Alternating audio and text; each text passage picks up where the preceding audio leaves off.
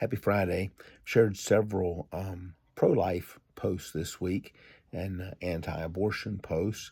Um, I really worked at not saying anything political during the election season.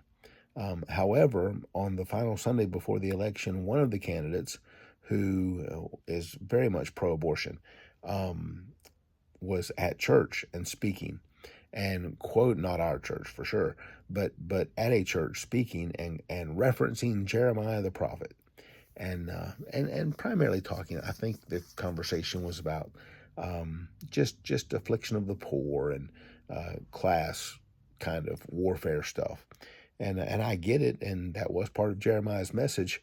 But the first thing I thought when I saw it was, wow, I wish that candidate would read all of Jeremiah, because chapter 1 and verse 5 says, "Before I formed you in the womb, I knew you and sanctified you as a prophet to the nations."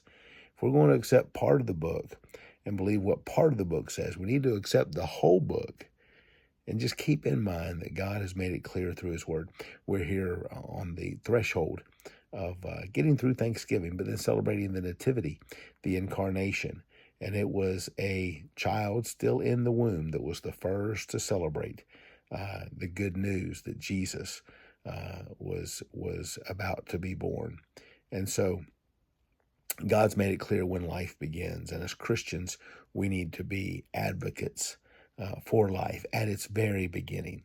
And then support that life, care for that life, love that life, be the kind of Christians God has called us to be, to serve those who are underserved from birth all the way through natural death.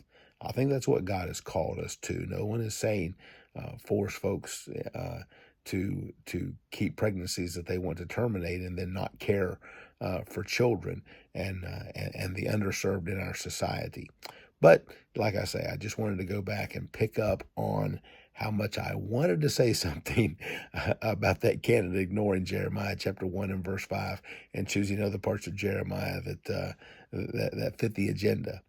But keep in mind, God has called us, I think, to defend the unborn, to speak out on their behalf, to do whatever we can to encourage life and discourage death. Hey, hope you have a great Friday. Looking forward to a good weekend. Take care and God bless.